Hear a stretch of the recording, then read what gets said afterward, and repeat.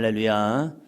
이 새벽에도 주님의 은혜가 함께하고 우리의 기도를 들으시는 주님께서 우리 곁에서 우리에게 힘을 더하여 주실 줄로 믿습니다. 주님과 함께한다는 것이 얼마나 큰 축복인가. 오늘 말씀에 보면 헛된 맹세, 거짓된 맹세를 하는 사람도 있는 반면에 사도 바울은 주님께 서약했던 귀한 헌신의 믿음을 끝까지 들고 가는 사람이 있습니다. 우리는 어떠한 믿음의 사람일까? 먼저 23장 12절 말씀입니다. 23장 12절 날이 새매에 유대인들이 당을 지어 맹세하되 바울을 죽이기 전에는 먹지도 아니하고 마시도 아니하겠다 하고. 아멘. 유대인들이 이 바울의 회심과 그의 복음의 열정, 그리고 그가 행하는 놀라운 기적과 능력들을 바라보면서 이제는 형식화된, 이제 형식만 남아버린 유대인들의 믿음이 이제 쇠약해지고 이 복음의 역사가 점점점 강성해집니다. 그러할 때에 그들은 위기의식을 느낍니다. 그것은 복음의 순수성이 무너지는 것 자체가 그들에게는 위기가 아니라 내 자리, 나의 영적 자리, 자기가 서야 할 자리에 대한 위기감입니다. 교회가 때로는 위기의 시기가 옵니다. 그 위기의 시기가 성도들이 줄어든다, 교회 영향력이 적어든다, 그건 위기가 아닙니다. 우리가 느껴야 할 위기는 복음의 능력입니다. 이 복음의 능력이 어떻게 우리의 삶 속에 있고 우리의 가정 속에서 이루어지고 있는가? 여기에 이 복음의 능력이 사라지는 것이 문제일 뿐이지, 복음이 살아있다면 그 복음의 능력은 수에 많고 적음은 문제가 아니라는 겁니다. 많은 사람들이 의식할 때에 교회가 숫자가 적어져요, 교회가 점점점 줄어들어요, 이걸 위기라고 말합니다. 그 위기는 보여지는 위기이지 실질적인 위기는 내가 지금 복음 안에 서 있는가. 많은 사람들이 한국 교회의 위기를 진단하면서 다음 세대가 없습니다. 이건 위기의 결과일 뿐이지, 위기는 우리 현재 믿음을 살고 있는 우리들의 신앙의 문제가 더 큰 거예요. 부모들의 신앙이 곧바로 서 있으면요, 하나님은 반드시 자녀 세대의 열매를 맺게 하십니다. 부모는 정말로 열심히 헌신하고 충성하는 것 같지만 그 신앙의 이어짐, 신앙의 연결성이 어떻게 되어지고 있느냐. 저는 저희 아버지의 고백을 잊을 수가 없습니다. 저희 할머니의 이 죽음 장례를 치르고 나서 어린 저희들을 놔두고 하신 말씀이 저는 그것을 잊을 수가 없어요. 그때가 9살 2월 달인가 그때인데, 너희 할머니의 죽음을 보니까 너희 할머니는 진짜 믿음 생활 하셨나 보다. 아버지가 신앙생활 한 것도 아니에요. 저희 할머니가 뭐 많은 걸 이룬 것도 아닙니다. 그냥 가난한 한 할머니로서 신앙생활 하셨는데, 아들이 어머니를 볼 때에 너희 할머니는 진짜 믿음 생활 잘하셨나 보다. 그러면서 기독교를, 저희 큰아버지도 기독교가 아니었고, 저희 작은아버지도 기독교가 아니었고, 저희 고모도 기독교가 아니었고, 저희 아버지도 아니었잖아요. 그 중에 신앙생활 한 것은 저희 어머니, 저희 삼형제, 저희 할머니, 이렇게 신앙생활 했음에도 불구하고 저희 아버지는 저희 할머니의 이 마지막 임종과 죽음, 그리고 이 모든 걸 보면서 아버지가 결단했습니다. 그것도 나이 많은 형님에게 어머니 장례를 기독교로 합시다. 그러다 저희 아버지가 기독교 장례 아는 것도 아니었죠. 그런데 기독교 장례를 했으면 좋겠다, 저희 큰아버지한테 그의 고백을 했을 때에 저희 큰아버지도 무엇 때문인지, 저희 집안이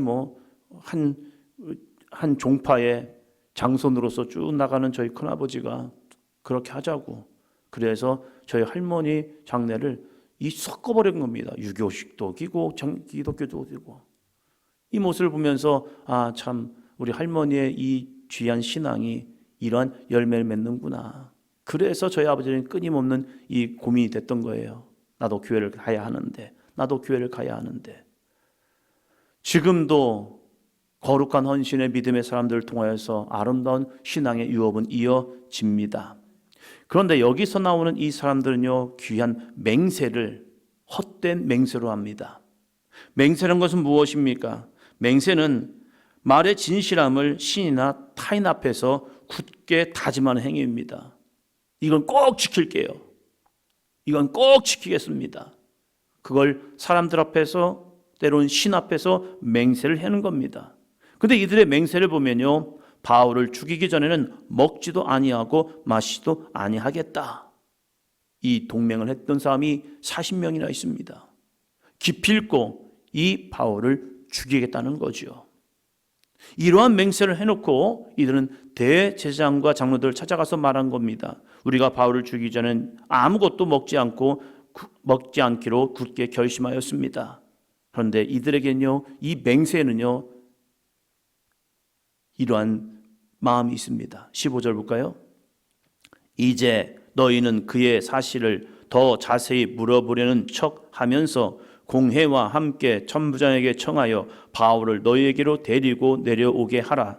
우리는 그가 가까이 오기 전에 죽이기로 준비하였노라 하더니. 아멘. 이 15절에는 무엇이 있습니까? 속임수가 있는 거예요. 그들은 거룩한 맹세라는 맹세를 하면서 이 맹세에 거짓이 있습니다. 이것이 하나님 앞에 선 그들의 맹세일까요? 이게 하나님의 영광을 위한 맹세일까요? 이것이 정말로 자기들이 이러한 거룩한 믿음의 길을 가겠노라, 이러한 맹세일까요? 우리가 삶을 살아가면서 때로는 여러 가지 협박이나 맹세 이런 것들을 듣게 됩니다. 나 이러면 이렇게 한다고, 저러면 저렇게 한다고. 그럼 우리는 그 말을 들을 때 우리의 마음이 낙심하기도 합니다. 큰일 났다, 어떡하지? 나는 이렇게 꼭 할 겁니다 라는 그런 이야기들이요.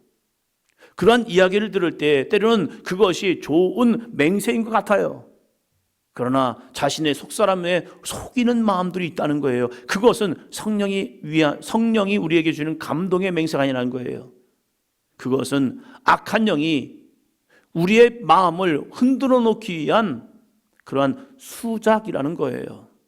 근데 우리는 그걸 들으면 나도 모르게 어떡하지? 하면서 염려가 되고 근심이 되고 때로는 낙심이 되고 있다는 거예요. 그러나 그런 맹세는요, 다 헛된 맹세밖에 되지 않습니다. 두려워하지 않기를 바랍니다. 근심할 필요도 없습니다. 주님 앞에 맡기고 주여 이것을 어떻게 풀어가면 될까요? 라고 해야 합니다. 세상에서 이러한 맹세들이 우리 가운데 얼마나 많이 들려지는데요. 이들은 바울을 죽이지 못했습니다. 그러면 이 40명의 사람들은 먹지도 아니하고 마시지도 아니하면서 굶어 죽었을까? 아니에요. 이들은 그냥 끝냈습니다. 왜? 헛된 맹세이기 때문에요. 때로는 공갈, 협박이라는 것이 우리에게 들려올 때가 있습니다. 거기에 미혹되지 않기를 바랍니다. 그것은 성령의 역사가 아니기 때문에 그래요. 그것은 거짓된 이야기들, 술수가 있는 이야기들, 이 모든 것에는요, 다 불거품처럼 사라져버립니다. 그건 허상이라는 거예요. 그러면 바울의 맹세를 한번 볼까요? 20장입니다. 20장 22절 24절입니다.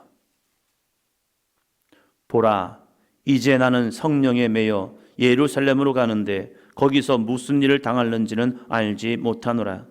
오직 성령이 각 성에서 내게 증언하여 결박과 환난이 나를 기다린다 하시나 내가 달려갈 길과 주 예수께 받은 사명 곧 하나님의 은혜의 복음을 증언하는 일을 마치려 하면은 나의 생명조차 조금도 귀한 것으로 여기지 아니하노라. 아멘. 이 바울을 죽이려고 맹세했던 이 40명의 사람과 이 바울의 맹세는 비슷한 점이 많습니다. 자기들이 하나님의 영광을 위해 살겠다는 겁니다. 하나님의 열심을 가지고 살겠다는 겁니다. 그리고 죽기를 각오했다는 겁니다. 그러나 이들에게 마음을 준 것은 다릅니다. 바울에게는 성령이 그에게 감동을 주었고 성령이 그에게 힘을 북돋아 주고 있고, 하나는 거짓 영들이 자기들은 하나님의 일을 한다, 하나님의 영광을 위해 한다, 내가 믿음의 길을 간다 라고 하면서 속이는 영들이 그의 마음속에 주었을 때 그것이 자기는 하나님의 열심인 줄 착각했다는 사실이에요. 오늘 우리들의 마음에도 이러한 상황이 주어질 때가 있죠. 성령이 주시는 거룩한 감동 속에 맞아요, 주여 내가 죽기로 결심하겠습니다.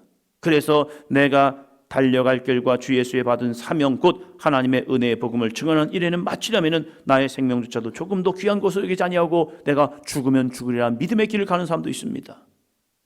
그러나 어떤 사람은요, 정말로 헛된 맹세, 거짓된 맹세, 사단이 주는 충동에 의해서 거기에 미혹되는 경우가 있다는 사실이에요.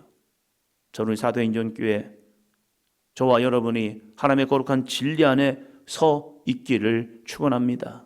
거짓의 영과 성령의 역사를 구분해 할 수 있는 영적인 분별력이 있어 보자는 거죠.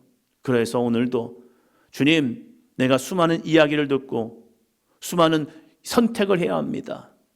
그런 선택 속에서 하나님, 내 감정이나 사단의 이런 충동에 의해서 따라가는 모습이 아니라 주님께서 정말로 원하시는 믿음의 길, 성령께서 기뻐하시는 일, 그 일에 아멘 순종하며 나아가시는 삶이 되게 하여 주시옵소서. 헛된 맹세했던 40명의 사람들, 그들은 유대인들의 당을 지어 바울을 죽이려 맹세했던 그들의 맹세는요 다 물거품처럼 사라졌습니다. 그들이 죽었다는 얘기 하나도 없습니다.